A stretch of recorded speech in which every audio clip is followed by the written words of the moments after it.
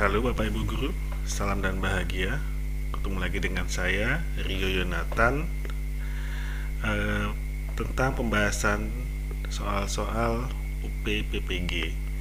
Dan kali ini kita masuk kepada modul 3 KB yang pertama, profesional.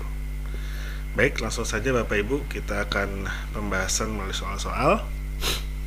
Baik buat Bapak Ibu yang baru bergabung, kita saat ini sudah memasuki yang profesional ya.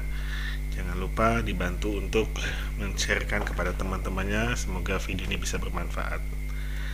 Soal yang pertama Bapak Ibu, nomor 1, jika ada seorang anak mengalami hambatan pendengaran 80 desibel, terjadi kerusakan pada telinga bagian dalam, maka anak tersebut tergolong. Baik Bapak Ibu, sebelumnya kita harus tahu dulu tingkatan-tingkatan dalam hambatan pendengaran. Mulai dari tingkatan yang paling ringan yaitu 30 sampai ke 60 itu ringan, 60 sampai ke 90 itu sedang, 90 sampai ke 120 itu berat, 120 ke atas itu sudah termasuknya ke dalam tingkatan total. Jadi kita harus tahu dulu tingkatan-tingkatannya sebelum kita menjawab soal seperti ini. Cara mempelajarinya, tingkatannya itu adalah kelipatan dari 15, setelah itu 30. Jadi 15 tambah 15 jadi 30, 30 tambah 30 jadi 60, 60 tambah 30 jadi 90, 90 tambah 30 jadi 120, dan terakhir 120 itu ke atas. Jadi hanya satu yang lompatannya 15, yang lainnya lompatannya 30. Ya ingat saja 15, 30, 30, 30 dan ke atas. Baik, kita akan coba menganalisis di jawaban nomor 1. Kenapa kita tidak menjawabnya? Kita mulai dari E ya. Kenapa kita tidak jawaban dari E?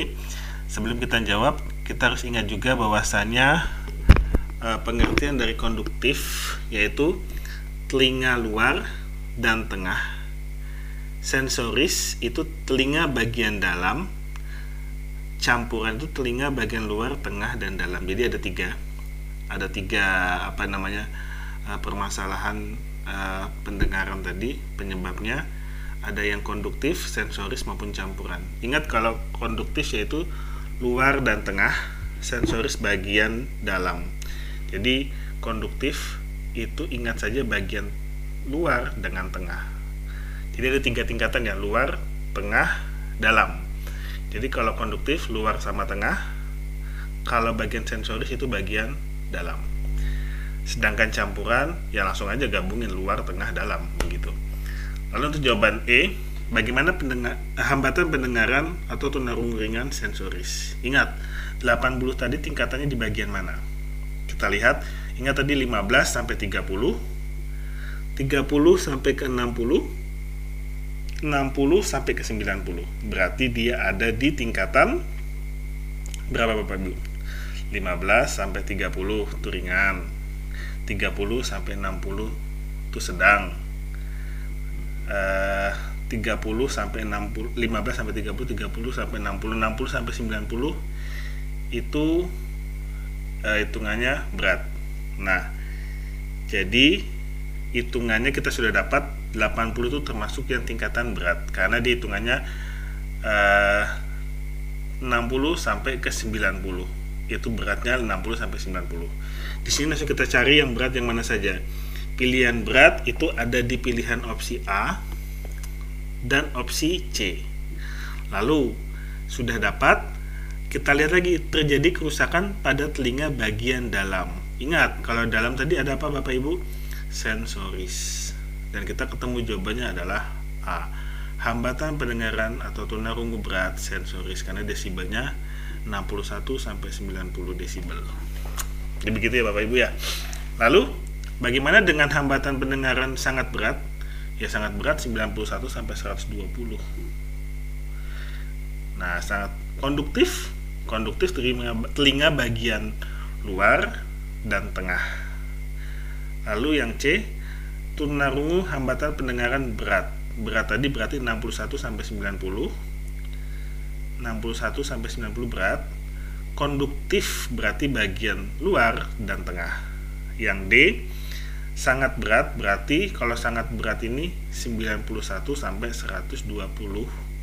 Sedangkan sensoris itu telinga bagian dalam. Lalu untuk yang E, tunarungu ringan berarti paling rendah. Awal mulanya itu 15 sampai 30. Sensoris berarti telinga bagian dalam. Begitu ya Bapak Ibu ya. Semoga bisa mengingat.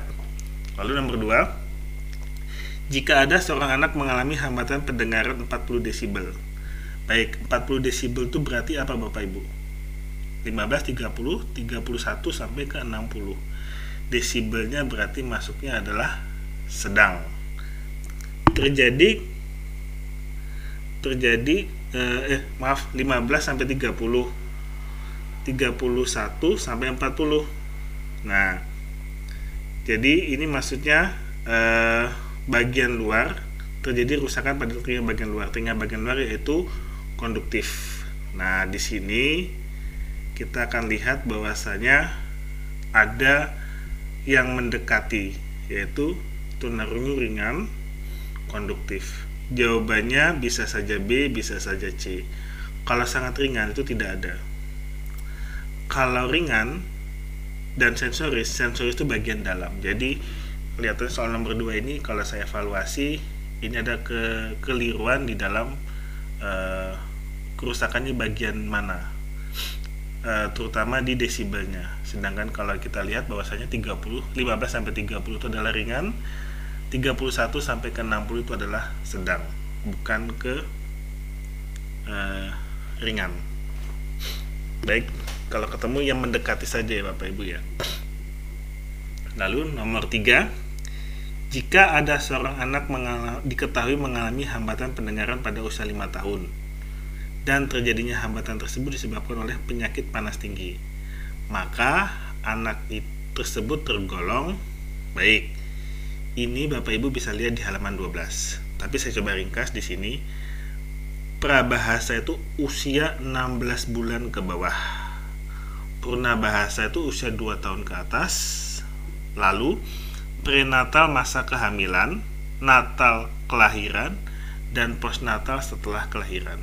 Nah, kita lihat hambatan pendengaran usianya ada di 5 tahun. Berarti dia ada di purnabahasa usia 2 tahun ke atas.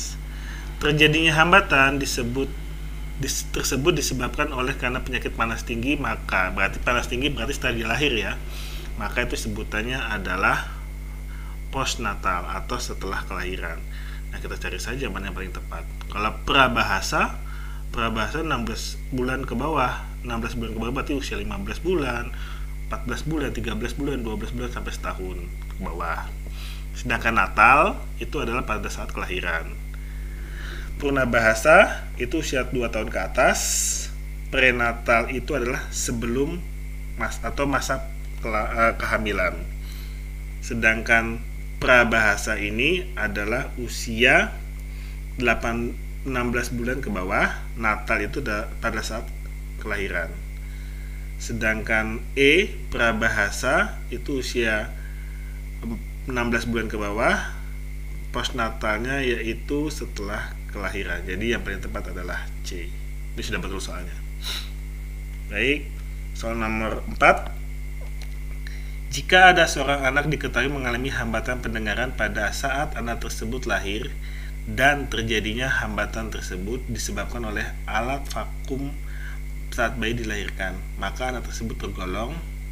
Nah, ini sebutannya adalah prabahasa. Karena apa? Jadi hambatan pendengarannya waktu anak tersebut lahir, berarti usianya di bawah 16 bulan. Bisa dari 0 sampai 16 bulan itu berarti 1 tahun 4 bulan. Jadi antara 1 tahun 4 bulan sampai 0 tahun. Nah, ini termasuknya adalah prabahasa. Lalu kejadiannya pada saat dia dilahirkan karena menggunakan alat vakum, berarti statusnya adalah natal. Dan jawabannya adalah A. Sedangkan untuk B, purnabahasa itu 2 tahun ke atas, kan tidak nyambung. Sudah ke situ udah ketahuan ya tidak nyambung. Lalu yang C, prabahasa, ini masih kita coba analisis, 16 bulan ke bawah. Postnatal, setelah kelahiran. Ini kan pada saat kelahiran, bukan setelah kelahiran. Oke, berarti tidak bisa kita jadikan jawaban. Purnabahasa, purnabahasa sudah usia 2 tahun, berarti tidak bisa kita gunakan. Purnabahasa juga berarti tidak bisa kita gunakan, jadi tepatlah jawabannya adalah A. Lanjut ke nomor 5. Seseorang yang mengalami kerusakan pada telinga bagian dalam. Nah, ingat, telinga bagian dalam adalah sensoris. Sedangkan telinga bagian luar dan tengah adalah konduktif atau konduktor. Kalau campuran, luar, dalam, luar, tengah, dan dalam. Nah, ini telinga bagian dalam. Nah, dia termasuknya apa? Sensoris. Konduktif, dia bagian luar dan tengah. Campuran, luar, tengah, dalam. Hantaran konduktor ini tidak ada. Nah, ini bisa Bapak Ibu coret kalau misalnya Bapak Ibu ragu ya. Baik, nomor 6. Melakukan tindakan secara spontan dan tiba-tiba tanpa perencanaan yang jelas dan tidak dipikirkan akibatnya adalah karakteristik dari hambatan pendengaran tunarungu. Nah, Bapak Ibu, ini sesuai dengan textbook. Kita harus tahu dulu. Rigidity yaitu kekakuan atau kurang luas. Jadi badannya kaku gitu, kayak apa ya? Ya kaku lah, kayak sejenis plastik gitu. Nah, kekakuan. Egosentris, lebih terarah pada dirinya sendiri. Sedangkan impulsif, tindakannya tidak didasarkan pada perencanaan yang hati-hati dan jelas. Sensitif dan reaktif itu tidak ada pengertian dari textbooknya. Jadi bisa dikatakan bahwasanya untuk nomor 6 yaitu impulsif. Lanjut ke nomor 7. Mudah salah paham dan lekas emosi diakibatkan karena peserta didik hambatan pendengaran atau tunarungu memiliki keterbatasan dalam, ini ada di halaman 10 ya Bapak Ibu. Kalau dalam hal lekas emosi dan salah paham, itu bukan masalah dari keterbatasan dalam kecakapan hidup ya. Vokasional apalagi. Adaptasi masih memungkinkan, tapi ini bagaimana dia lebih kepada percakapan gitu kayaknya kalau saya nangkep. Salah paham dan lekas emosi. Kemampuan sosialisasi, ya sosialisasi tidak harus dia bicara, bisa saja dia bisa menyesuaikan diri langsung. Jadi lebih tepatnya adalah D, komunikasi dan bahasa. Lanjut nomor 8. Individu hambatan pendengaran atau tunarungu memiliki permasalahan dalam kehidupannya akibat dari keterbatasan dalam persepsi auditif, yaitu kita lihat di halaman 15 ya Bapak Ibu ya. Sebetulnya keterbatasan dalam persepsi auditif itu kaitannya terhadap pendengaran karena kata kuncinya ada di auditif. Lalu kalau salah membaca ujaran itu lebih kepada visual ya berarti ya, karena membaca ujaran Bapak Ibu ngomong, dia melihat bentuk bibir Bapak Ibu semua. Lalu menjadi pemata, ini saya tidak tahu maksudnya bagaimana, tapi yang jelas ini pasti kaitan terhadap visual. Lalu salah menafsirkan. Nah, sedangkan yang D dan E mudah bergaul dan berfantasi, tidak ada hubungan. Kita coba menganalisis yang menafsirkan. Ada di halaman 15 Bapak Ibu, bahwasanya penafsiran itu adalah bagaimana dia bisa menangkap apa yang diomongkan. Jadi mereka kesalahannya misalnya kadang-kala gampangnya kita analogikan seperti Pak Haji Bolot ya. Pak Haji Bolot itu kan kalau orang lain ngomong apa, dia menafsirkannya seperti apa. Jadi akhirnya kesalahan komunikasi. Nah, itu yang disebut dengan persepsi auditif. Nah, jadi masuknya adalah kesalah menafsirkan. Begitu Bapak Ibu. Nomor 9. Sering terjadi korban pelecehan seksual dan korban kekerasan merupakan permasalahan dari, nah, vokasional itu lebih kepada keterampilan, bukan. Pendidikan juga bukan, karena itu bagian dari kognitif. Emosi bukan juga, karena emosi lebih kepada yang sifatnya fisik dan apa ya, temperamen, marah-marah dan lain sebagainya. Persepsi auditif yang tadi seperti Pak Haji Bolot. Lalu yang C itu sosial, lebih kepada sosial. Kenapa dia sering dimanfaatkan dengan orang atau oknum-oknum yang tidak bertanggung jawab tadi. Itu ada juga di halaman 17, Bapak Ibu bisa ngecek. Nomor 10, untuk menghindari berbagai permasalahan yang diakibatkan oleh ketunarunguannya, peserta didik hambatan pendengaran atau tunarungu harus diberikan keterampilan dalam membaca menulis. Ya, apa ya? Ini soalnya lebih kepada untuk menghindari berbagai permasalahan yang diakibatkan oleh ketunarunguannya. Jadi dampak dari ketunarunguannya adalah, nah itu tadi, kalau misalnya membaca dan menulis, kayaknya semua anak bisa menggunakan keterampilan ini. Jadi bukan hanya anak tunarungu saja yang kita latih. Calistung apalagi itu kepanjangan dari baca tulis hitung. Berbicara verbal sama juga. Itu tidak hanya anak tunarungu, anak tunagrahita pun kita harus latih, anak autis pun kita harus latih, dan anak dengan speech delay pun dampak-dampak dari ketunaan yang lain pun harus kita latih. Keterampilan motorik kayaknya lebih kepada spesifiknya anak tunagrahita dan tunadaksa. Lalu yang lebih tepat adalah berbahasa dan berkomunikasi. Karena apa? Anak tunarungu, dampak dari permasalahan ketunarunguannya adalah komunikasi dan bahasanya. Baik Bapak Ibu, demikian pembahasan soal kita pada modul 3 profesional KB yang pertama. Semoga video ini bermanfaat. Salam hormat bagi Bapak Ibu guru semua. Aku, kamu, kita setara.